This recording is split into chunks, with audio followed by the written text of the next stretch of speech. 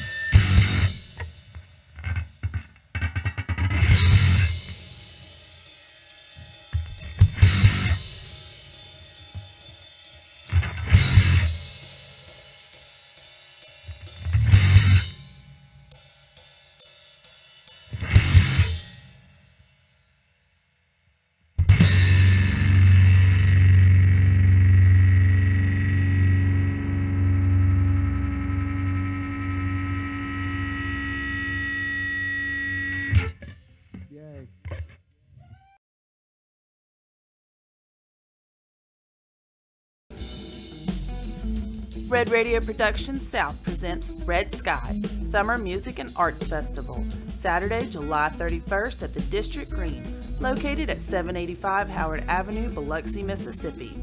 Featuring live music by Grayson Caps, Royal Horses, Galen Martin plus Crutches, Della Memoria, Mobtown Revival, Miles Sharp and Stereo Junkie, None the Wiser, The End, Gravity Tractor, and Zach Perkins.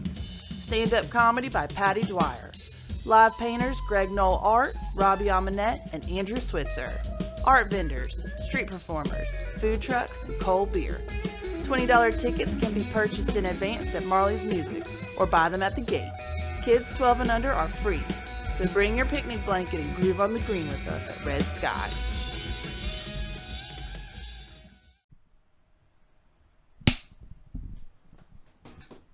I'm just gonna paint a little bit right here.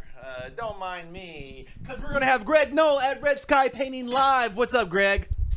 Hey, how are you? Greg, I don't mean to get too excited about your shirt, but yeah, I wore it just for you. Super excited about your shirt, my man. I'm serious. Like, there's like maybe like a handful of people I know that love Dinosaur Jr. As much as I do. It is pretty nostalgia shirt too, just with the person smoking a cigarette.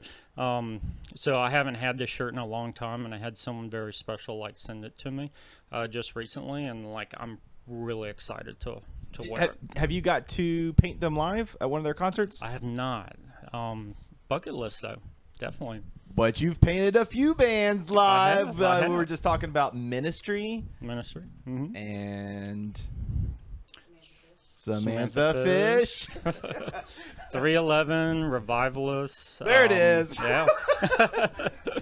I was waiting. I was pausing to let you just kind of roll them on out. Yep. Yeah, it was quite a few bands from local to national, probably 200 plus bands, and it just keeps adding up over the years. That's crazy. How long have you been painting bands live? Probably 2014, 15. So good, maybe 6 years. Yeah. So you got quite the history. Yeah. You got a lot of canvases out there. Yeah, a little bit. Yeah. You were also talking about you painted. What you said? Della Memoria. You painted them. Very first band I painted live with. I got some feedback on how to do some live art and reached out to some local bands and started painting with the local bands in the area, and then kind of went to national, back and forth. But yeah, they were the very first band I painted with. Yeah. And you said you painted at a festival in South Carolina? California Roots, which is the Carolina Sessions, and then California Roots in Monterey. So do you like painting at the festivals more, or do you like painting at like a local 3-band show? It really depends on the bands. If you're painting kind of with the reggae bands, the new age reggae bands like Arise Roots, Fortunate Youth, and all, they're really accepting into live art. So to me, like, it's almost like a bond with them, and it's like one big family. But the really small shows kind of set personable, and you get to give off that experience to people a little bit more than the festivals. We not too long ago did a show at the Sky Bar at the Reef, and it was called Red Radio Spring Fling, and we had a few live painters. And just watching them, I mean, like, you kind of have to hustle while you're watching the band play, because I mean, if the band's playing like a 30-40 minute set, I mean, you gotta like get the job done. Do you ever feel like, I mean, you've done like 200 of these things so far, so I mean, you probably don't feel the stress anymore, but the stress is any show that's under an hour long, that's when the stress hits. But a good 2 hours, 2.5 hours, you get the opening band, kind of include that into it. A good 2.5 hours, really nice paintings that way. I sit at home and it would take me weeks to paint the same exact paintings. So I feel like it's a great medium to compare, because we have so many apps out there now that like you take the photo and it converts it into a painting, that type of stuff, versus like the actual humanistic quality of this is what it really looks like when a human paints it for an hour versus what a robot does to convert it in like 2 seconds. Oh yeah, and you got to think of like the energy of the environment. You pull in the energy from the music, the energy from the crowd, and you're putting that into the painting. And every person that I've painted live with is totally different. I feel like maybe the paintings come out better when it's a band you're really excited about. It is. Like you're talking about, you got to paint from the side of the stage for Ministry. Yeah, that was like That's like the best painting you ever did. Well, actually not. The Wailers, I painted with the Wailers, had Junior Marvin, the guitarist Bob Marley in that band. And like that was very energetic, got a lot of energy, put it into the painting, and Bob Marley came out really good. Yeah, there's some of those shows like feels really good, and then there's some of them that I just kind of bomb on, so it happens, you know. It's amazing, like the way that like art transcends, like because people get excited about music, and you get excited about that band performing live, and then how that kind of transcends over into a medium such as painting, and it makes everyone in the room watching and whatever they're doing excited, and everyone's hyped up, and you got me running around, la, la, la, la, la, like look at this guy, Yeah. Well, you're also given an experience not only with just music, but you're trying to incorporate art into it as well. And that's why I love band members and bands that want to incorporate that into it. Like they're all for it, because you are giving somebody a new experience. I've had several people come to me after the shows and like, hey, thanks for what you were doing. Like I was watching you more than I was watching the band, because I've never seen that before. Right. So you go in certain areas in the U.S. and they're on top of the live art. Like California, they're all over the place. Here, you don't see a whole lot of that. So it's like a new experience for people. And as live artists, we want to incorporate that in as much as possible.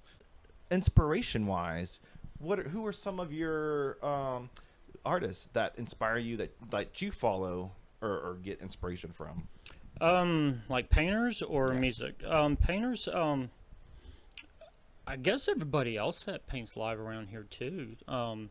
We kind of build on each other and like support each other. I think that's a really good tool to, like, oh, this person, look at the painting that they did, at this show or this festival, and you want to support them with that, because you're only making that experience better. Yeah, like it's just an amazing thing, You got a name for your group? Is it like Gulf Coast Live Painters or? No, but that is a good idea. I like I mean, somebody make that Facebook page already. Start a new club, yeah. Greg's an admin, by the way. I like that. Do you guys get together? Do y'all like meet up at a coffee house and kind of like talk about methods and palettes? Usually through social media or like through our phones. With COVID, it has changed a lot over the past year, but right now it's starting to feel really good, because we're getting back into it and like picking up some shows here and there and doing a couple festivals, like the Red Sky. Yeah, there we go. Yeah, we're excited about that one.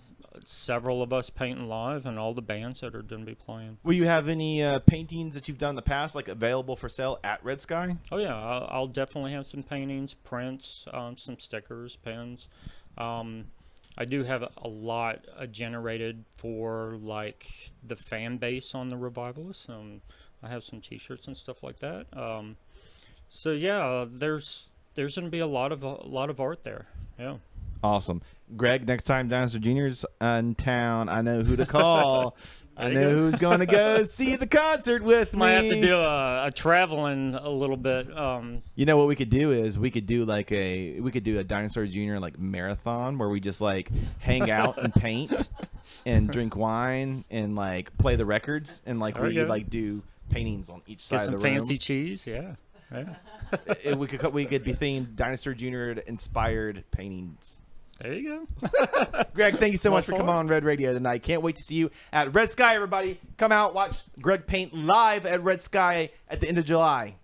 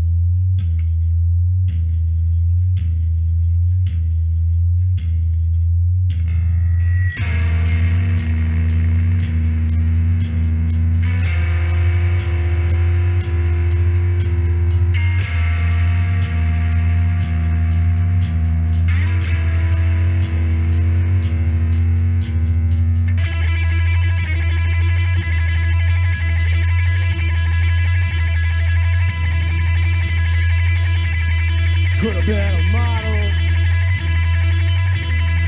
You never smile. That was always a problem. You better.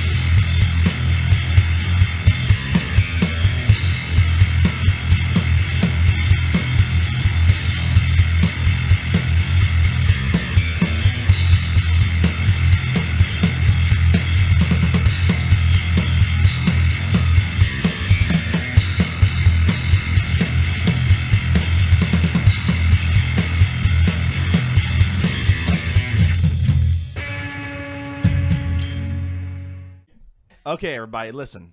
This band I've been trying to get on Red Radio for like 5 years now. They are one of my most favorite, if not my most favorite band since their incarnation. I got to listen to them for 2 years, practice in a little tiny storage unit before they played their first show. So I'm super excited to finally have X Bastards on Red Radio, everybody. Thank you. I know! You're singing into the mic. They're like, whatever, Mitchell. We talk to you all the time. Like, I just saw you last week. I see you at the beach every Saturday at the drum circle. I'll try to make it there whenever I can. But no, I mean, for me, this is the big deal because you are my most favorite original band on the coast. Well, thanks. We've No other band's doing Put a lot two of work bass into it. guitars. Come on. I tell people about you guys all the time. They're like, who? What? Two bass guitars? No guitar, no keyboards, nothing? I'm like, two bass guitars. It's so loud. It will make your ears ring. It makes the walls, the ground, everything vibrates. You're going to love it. You're going to feel like you're in a vibrating chair. I like the vibrating chair. I've got one of those at home. Yeah. Joe, Matt, Billy Gibbons, what have you guys been up to since the pandemic? Well, since Benji here left ZZ Top, I don't know, man. I took like 4 grams of mushrooms earlier, so I'm kind of whacked out of my head. Just kidding. Joe, why don't you tell them? Nothing. Yeah. But we've done nothing. We played Croncast. I was did hoping the answer was going to be lots of writing, lots of new songs, lots of new gear. A little bit of writing, a little bit of new songs. And I mean, everybody else is writing. I mean, come on, you guys are one of the most prolific bands on the coast. Yeah, you said it, not me. Yeah, you said it, not me. And your recording process, how does that go down? It's extremely messy. And I heard there's JBL speakers involved. so many. I mean, I'm gonna reach out for a sponsorship. Like, just us in front of them, like. So The only thing better is more of them. So. Yeah. who takes the reins on the mixing and the tracking? Me and Midgie pass it back and forth.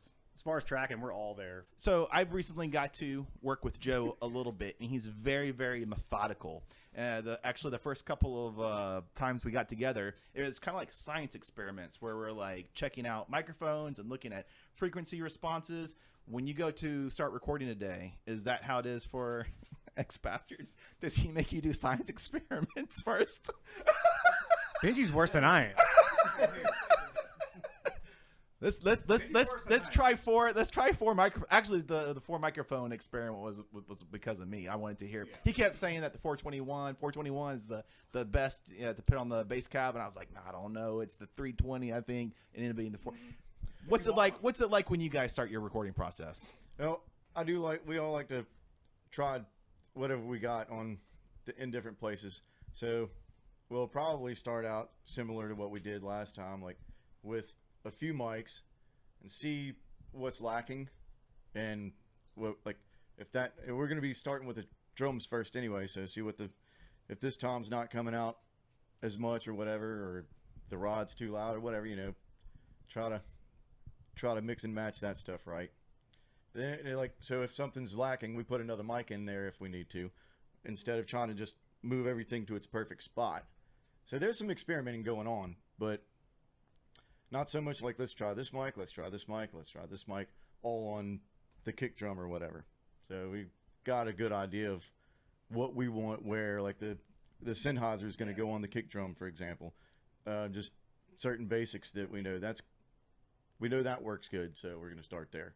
One of the things I love about you guys is your DIY ethics, and for me, that's coming from like a lot of like old punk bands, playing in punk bands, and you guys still do that. So I want to ask, for you, why is that? Why do you feel it's important to record yourself and not go out and hire somebody else? Free.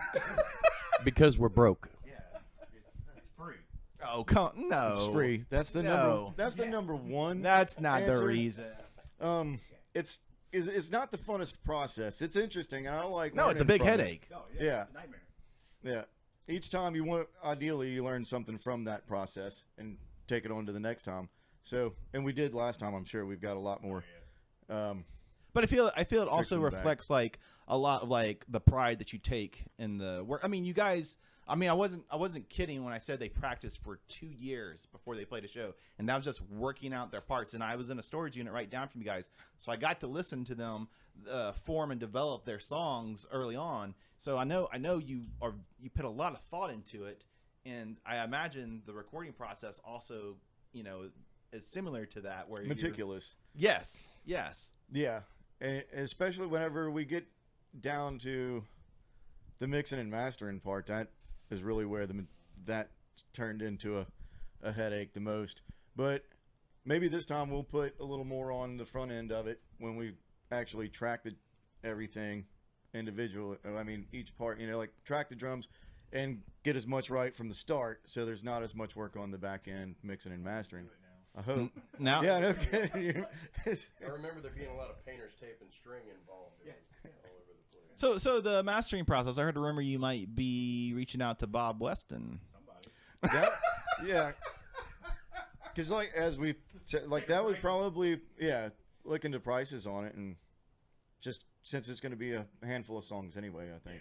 Yeah, but when I was back in my day, when I was recording bands, like the philosophy that I always like to share, which is kind of ironic that I'm going to say this, but the philosophy I would always tell bands before I took them on was that if you record yourself, I think it sounds more true for how you want to be presented, and before you hand it off to somebody else to go mix and master for you.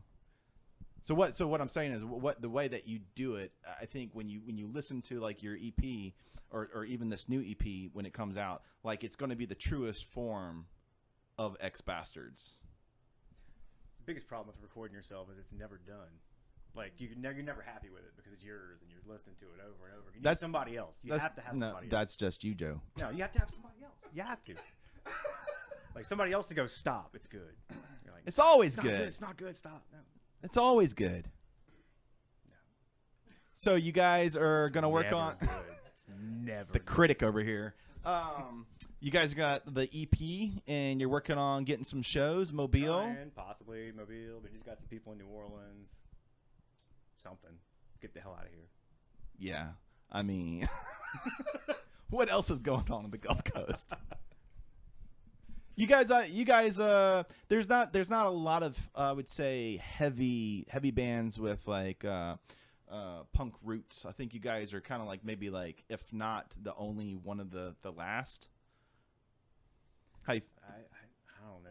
no? I I mean, here on the Gulf Coast, not every, yeah. like New Orleans has a ton of Oh, bands yeah. like you guys. Mobile has a ton of bands like you guys. But here on the Mississippi Gulf Coast, I feel like there's we're a dying breed. I think we should get together and mate and populate or repopulate the coast with more bands like this. Everybody wants to be so genre specific on everything, and like, just stop. Just play rock and roll. Stop calling it some micro.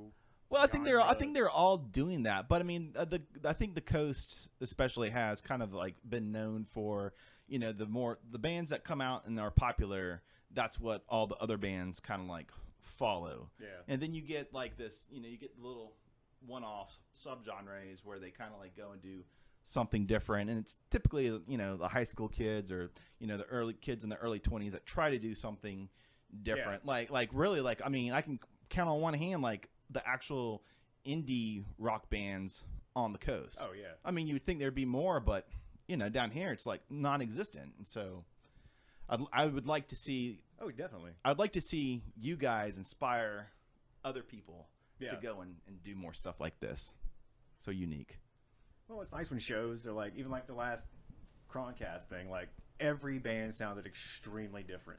Nobody, That was a very diverse show. Nobody tied in, and everybody stayed. You like Croncast-a-Palooza? I loved it.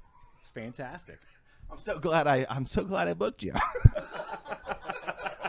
I mean, nobody saw that coming. It reminded me of like old JC Hall shows, like where there's tons of bands. Nobody knew who the hell anybody was. Yes. And everybody stayed and had a good time. Yeah. Oh my. I mean, I don't know. So I don't know if you remember, like when Chris Joy used to book all the sub pop bands that would come through. Like we were talking about Unwound playing here. Like and nobody would like know those bands or who those bands are. For me, being that young in high school, I would have never been exposed to them if those JC Hall shows didn't happen, or realize here's this whole other record label full of these like noise centric bands. God, I remember seeing Acid Bath at the JC Hall. Oh yeah. That's what I'm saying. We're like, we're a dying breed. Yeah, what happened? We're just gonna end up hanging out in a room together, in a dark room, drinking. Remember that show? Remember that one time when Acid Bath and Unwound got together? Oh man, when that building was still there. Yeah. Benji didn't have a beard. No, it did. It was just on top of his head still. I'm so glad you guys are here to rock the walls, shake the windows on Red Radio. Finally. We'll see. Can't wait for you to be back out in action playing some live shows. Me too. Everybody, X-Bastards, Joe, Matt, Billy Gibbons, everybody check out X-Bastards.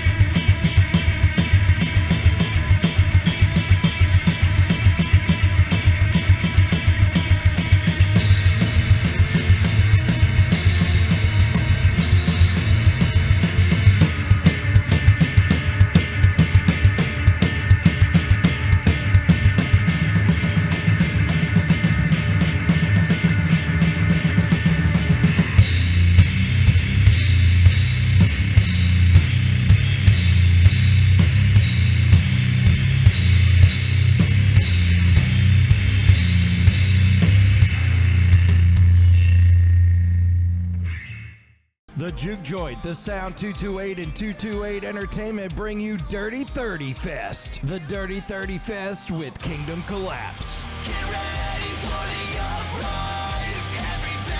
Everything that you say. Kingdom Collapse with special guest Ventress. I'm not riding side.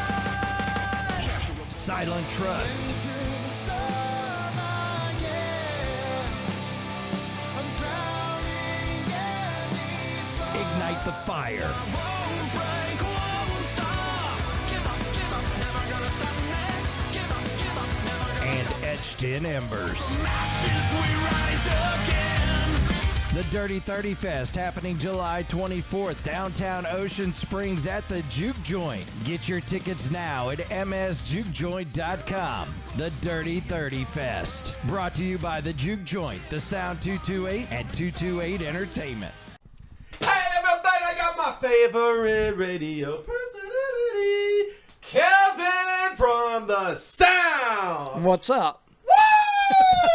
Kevin, what is going on? I love What it is when not you're going excited. on with you? Every time I see you got 5,000 things going on. What's not going on? So, sleep. That's not going on. So, I've heard that before. So you haven't But, slept since the last time we talked. probably. The last time But you I've were had on, fun. I've been having fun. So, with insomnia. insomnia, That's how you make the best bands, concerts. shows. Yep. It literally is when you're laying in bed and you can't sleep is when your mind does its best work. You're like, oh, and I wish I had, and I've started to use Scott, my like in the middle of the night. use my phone in the notepad in the phone and just start typing things away. That way, when I fall asleep, I'm like, oh yeah, I remember I was doing this. So Everything's organized over at the Sound now. well, no, not. It's Thanks to your organized in my phone. house. I don't know Late about the night sound. phone work. Jared's like, how did you come up with all these ideas? When did you come up with these ideas?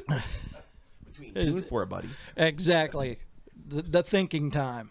So my first question for you, you were on here a couple months ago or whatever, and we kind of covered what you're into, what you like. And since then, you've been putting on concerts, going to concerts. Believe you started a management entertainment company called 228. 228 Entertainment. What is... So 228 Entertainment You are a crazy man. is originally what we were, was originally the Sounds LLC, and the Sound was going to be umbrellaed underneath that. And then without Jared knowing, I kind of expanded it a little bit, and Silent Trust left their management company, needed some help, and I was like, okay, well, I'll just step in. I know how to do some of this stuff, and I can get you on board on things like Sonic bids and bands in town and creating websites and things like that. And I used my contacts a little bit, and so we decided to take management and booking underneath 228 Entertainment, and right now it's just Silent Trust. But we're rolling with it. We've been able to get some really good shows under their belt, and some little, what we call local festivals. They'll be able to play some of those. So it's starting to come along a little bit, so I'm excited about that. Yeah, I saw, I think Dustin or Andy had posted, they're like, been playing, they're like, got a whole series of local shows where they're playing Bay St. Louis and the Celtic and Biloxi, and like playing all over, like every weekend. Yeah, they're doing Bay St. Louis and Metairie this week, and then they'll be doing Biloxi, Mobile, Pascagoula, D'Iberville. So, I mean, they're going to be doing that, and then slowly we're going to start working out a little bit further, try to get them into middle Louisiana, early west or east Texas, and then into the Florida Panhandle a little bit. We're trying to work on some shows for Orlando for them. It's like the Gulf Coast Summer Tour. Yeah, exactly. That's what it is, the Weekend Warrior Tour.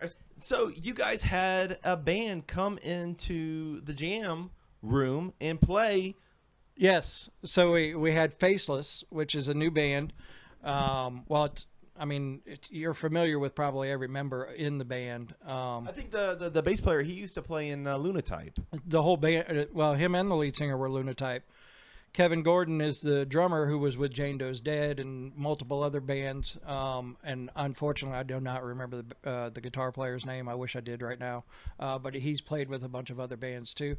Really good stuff. And that's what we want to try to get back to doing. We did it for a while. We did it with a band you've had on here with Bangarang Peter. That was the very first live one we did. We did one with Love the Hate, Awoken Infinium, and then we did the ones at the Crest. The View Marche, right? When Yeah. you were like upstairs. Yeah. Yep, and then we did some at the Crest and everything. And now that we got the room in the jam room, we can do it. We can do it there Whenever you want. Absolutely. Which you were saying, the sound. Kevin is doing the sound twice a month. Right, twice a month, at least once in the studio, once because of the drive from Pensacola. I don't want to. I do it enough already, so if we can get it to where one show is streamed video, that way I don't have to leave Pensacola. That's nice. Because we're on the cusp of this transition, with coming from quarantine, where people can go out again and see live music. And it's exciting to see it because even at the smaller shows, people just want to see live music. So they're showing up hand over fist and just having a good time and enjoying the music. It's fun to see. So talking about shows, you've been doing shows at the Juke Joint recently. Yes. The Sounds putting on concerts. Yes. How's that going? It's good. So we just had the Summer Throwdown 2, which was with Gold, Frankincense, and Myrrh and Transient. Which was their performance was peek over there real amazing. quick. By the way, the light show, the smoke machine. So that was all their production. I mean, that was top notch. So, and I'm not gonna lie, I'll tell you, they cost $1,000, but you got that whole light production and everything included with that, and that's what bands need to start thinking about. People love hearing the live music, but they love seeing a show more. That's exactly what I told everybody after that. I was like, anybody who bought a damn $8, $10 ticket that night got their money's worth. Absolutely. Just for their set. Yeah, and I go back and I took 3 videos that night. I still go back and watch them just because of they called me and they're like, hey, you got to start loading in at like 1 o'clock. We need to be there at like 10 o'clock to set up lights and everything. I'm like, holy crap. Okay, well, come on in. We'll figure it all out. So that was a good time. And like I said, people want to see the live music, but they really want to see a show. Right. And that's what you try to push to bands that are starting out or trying to get it. And one of the bands that's getting really good at it is Envision.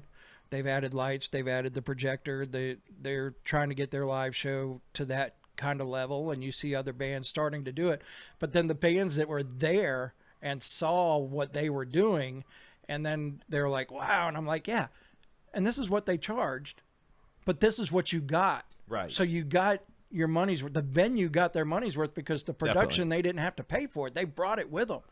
So some of the bands are thinking, okay, well, maybe we'll start buying our own lights and things like that. And you are looking at other venues now to do shows at as well. So we're going to do, so the Cannery reached out and said, hey, we'd like to do a rock night. And they gave us a budget, and we built a show around that. So July 16th at the Cannery.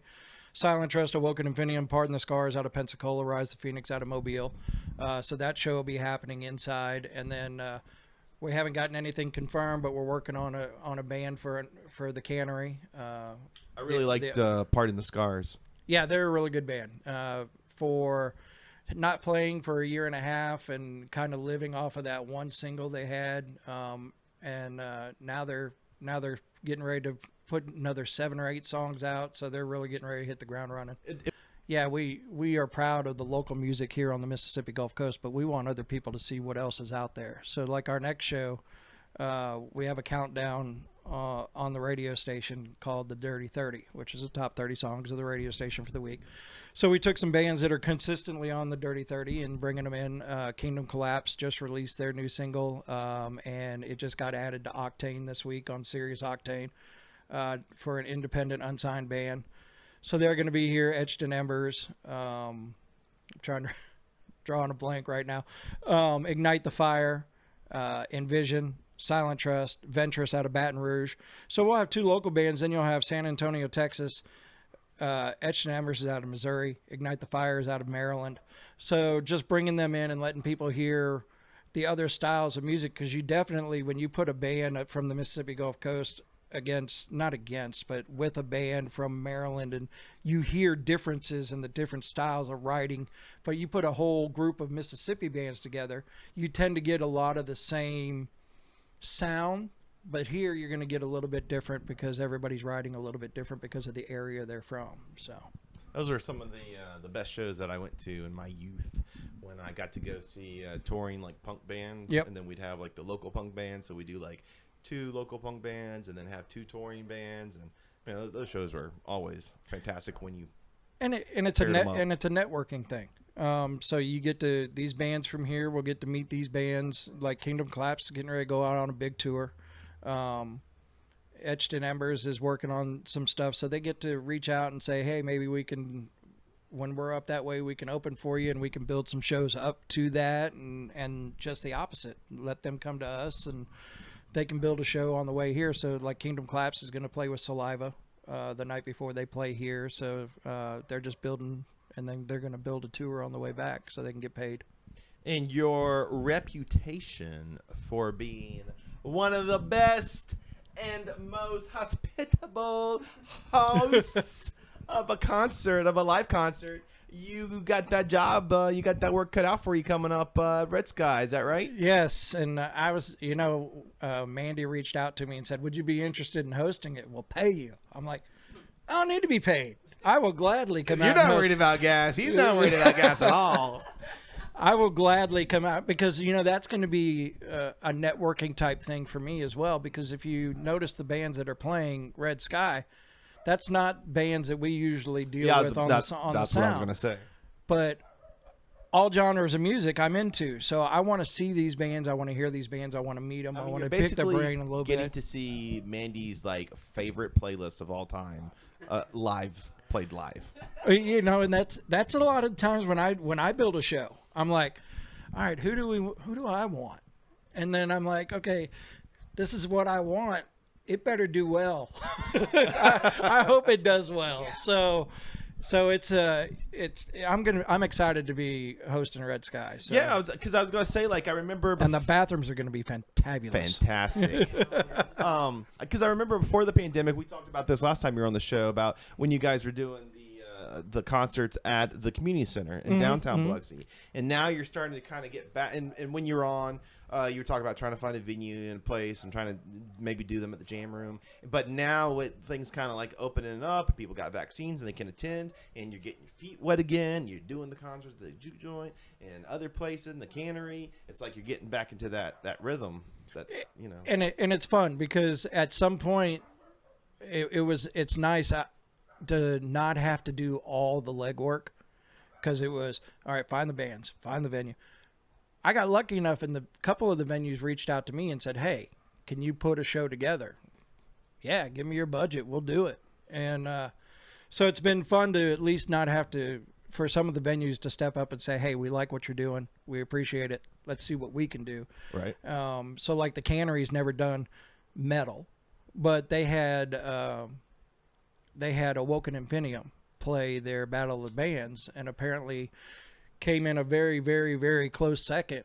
I saw that when they streamed it live. The guitarist wowed everybody. Not only that, but Scott and I judged the Battle of the Solo Artist at the Cannery, and Dakota came in there and played 15 minutes of just nothing but a guitar solo and just blew everybody away. I think he finished second in that too. He's a regular old Eddie Van Halen. He is, man. R.I.P. You ever seen the pictures of his walls? I mean, it's nothing but guitars. It's just all sorts of different guitars all over the wall. It's awesome. He's really, really a talented guitarist. I want to do an October date, but everybody he's doing October dates. Everybody does October dates, and you've got what is it, Voodoo Fest over in New Orleans that's going to be going on. You've got B-Lux has a Halloween show with Transient October 30th. A couple of shows in October. So I don't, and we didn't do anything in August because I didn't want to interfere with Frets for Pets. So I don't want to interfere with anything that Red Radio does. And that's the cool thing is we kind of bounce off of each other. So I don't want to step on anybody's toes. And make anybody unhappy, like, oh, you booked a show at the same time we did, and now we have to fight over whatever crowd's You're going. so considerate. If you're gonna try to succeed, you got to try to keep every bridge open. What's your secret to success, Kevin? What's your personal secret? No sleep. I really don't drink energy drinks. No, I just think it's constantly pushing. You're always trying to be. Your next thing should always try to be better than what your current thing is, and always thinking into the future. And so we've got this. We've got all these shows, and I'm thinking October, and I know that I'm not going to do anything in November. Probably won't do anything in December just because of the holidays. And with my full-time job, once November hits, I'm screwed. There ain't really nothing I can do other than my full-time job. So now I'm already starting to think, okay, what's January? What's February? So just trying to think of how you can improve it and you tweak it. And like I'll watch those shows like GFM, I'll watch them and I'll go, what could we have done differently? I don't think you could do anything. That show was top notch, legit. It was. I was very very happy, and I'm usually not happy. If you didn't go to the GFM show that we're talking about, Kevin and Jared put on the show at the Juke Joint. They had a freaking canopy just in case it rained, which I had never seen before. So Mr. Dustin climbed a tree. Yes, he did. And he hung up a parachute so that nobody would get wet. I'm talking legit, like top-notch legit. When we went there the day before, and we were kind of looking around, and Dustin's like, well, we can go get a big old canopy, and we can, or a big old tarp, and we can tie it here, stretch it out. And I'm like, are you kidding me? And so we went and got the tarp, and we bought some rope. And then the next day we got there, and we were like, all right, let's see if we can make this happen. And then by the time it was all done, I was sitting there taking pictures going, holy crap, it worked. Yeah. Then a week later, we went and took it down. That was so great. Yeah, I'm surprised that the Juju didn't try to buy that from you for a future concert. Well, now they did buy the tarp. They paid for the tarp, and we just put it up for them. Well, I didn't do nothing. Dustin did all the work. I held a string. That's all I held. But Dustin did a ton of work and made it all work and rigged it up the way it was. And then we took it down, and it was the Juke Joint said, you gave us a good idea. They're talking about getting parachutes and actually draping parachutes over the trees and stuff like that. So if it works, it works. That's cool. God bless Dustin. I would have never done it. He was climbing up on the stage, and I'd watch a little wood that his foot was on move a little bit. I'm like, yeah, no. And you know what? I'm here for the fans to come watch, but I'm sorry, guys, bring a poncho. Kevin, thank you so much for coming on Red Radio again as The Sound. Everybody, go if you haven't seen The Sound, go check out The Sound. Kevin's on there. Jared Seymour's on there. They talk all about rock bands, alternative bands, everything under the moon. Kevin's favorite cuisines. Yeah. Kevin, thank you so much for coming on Red Radio. Can't wait to see you at Red Sky. Thanks. Red Radio Productions South presents Red Sky, Summer Music and Arts Festival, Saturday, July 31st at the District Green, located at 785 Howard Avenue, Biloxi, Mississippi. Featuring live music by Grayson Caps, Royal Horses, Galen Martin plus Crutches, Della Memoria, Mobtown Revival, Miles Sharp and Stereo Junkie, None the Wiser, The End, Gravity Tractor, and Zach Perkins. Stand-up comedy by Patty Dwyer. Live painters Greg Noll Art, Robbie Amonette, and Andrew Switzer. Art vendors, street performers, food trucks, and cold beer. $20 tickets can be purchased in advance at Marley's Music or buy them at the gate. Kids 12 and under are free, so bring your picnic blanket and groove on the green with us at Red Sky.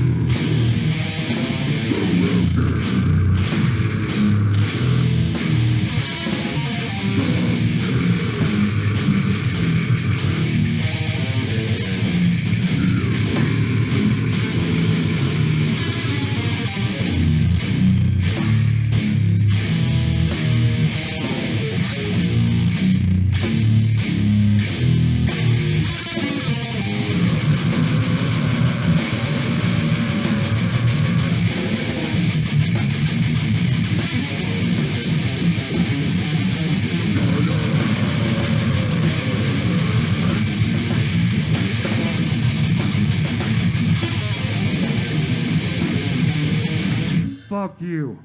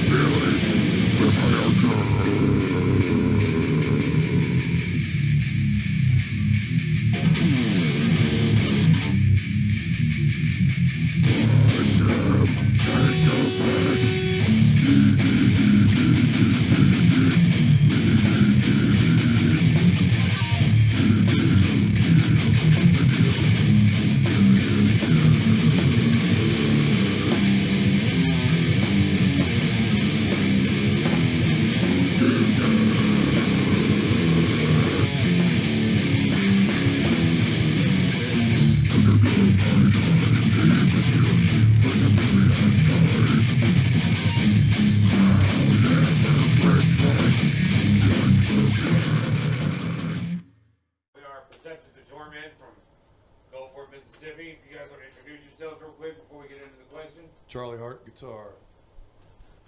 Joel Step, drums. Chris Williams, vocals. Jason Adams, guitar. So the question is, how do we come up with the name POT, or Perceptions of Torment? Actually, it just came to me. It wasn't like, it was just something cool that I thought of, and I got a hold of Charlie after we came up with the initial idea for the band in 2013, and just kind of ran with it. He really dug it, and I really dug it, and we just kind of ran with it from there. Then we realized the initials were like POT. Which made it even better. So. Organizations we're New York Demolition. We're an international club. We are the MSDN chapter, Mississippi Gulf Coast chapter of the organization. We're a big part of the scene. We set up shows, events, stuff like that. Help a lot of people out, whatever we need to do. We have a family, basically, and that's what we do. Try to do a lot for the community. Toys for I Tots. put on a lot of Toys for Tots. The whole soul of it's, for the scene, keep the scene going, as much as possible. A lot of unity is a big thing. That's really what we want with everyone. Yeah, we What is your production group? Chris Williams, I run Cannibal Productions here on the Gulf Coast. I try to throw the biggest shows with the heaviest hitters. Trying to rejuvenate the scene down here like it used to be back in the heyday. We've all been in the music scene down here 25 plus years, and we've seen it in its heyday, and then it kind of went away, and just life happens. So I'm doing my best to try to bring it back and rejuvenate it, and then along with the GCMA and the MSDF, kind of coming together and getting more people actively involved in getting out of their house and going to shows. July 31st, we have my 51st birthday show. It'll be Malignant Rot from Texas headlining, us playing as well, and then Joel's other band, Killhammer, will open. We're currently finishing up our first full length, which we've had for years. That's before Jason was in the band. He's our newest member. And so we're working on getting that out and getting it out to mix and master so we can drop it. And the 3 songs you heard are actually, that we played today, are actually off the new upcoming album we're writing called Blood. And Jason's heavy influence in writing in that too. Him and Charlie, and Jason's really brought a whole new dimension to what POT can be. He was actually like the missing piece we've been wanting for a long time, and he's really showed us where our music can go. Absolutely. And so I'm gonna let him say a word, man, 'cause he ain't gonna be quiet this whole time. Fuck that. I don't really know what to say. I guess what has it been, like 6 months now? I've been in the More than band, that, dude. something like Like that. 8 months. Okay. Yeah, but I joined, and initially they just wanted me to come try out on bass, and I honestly I asked them, "You got a guitar spot? I need that guitar spot." So I came and tried out, played with Charlie.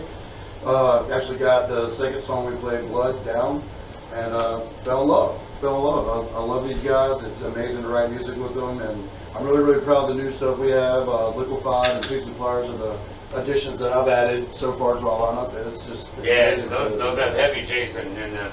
Yeah, it's awesome to play with these guys. I'm super thankful, man. Actually, we do have. Go ahead.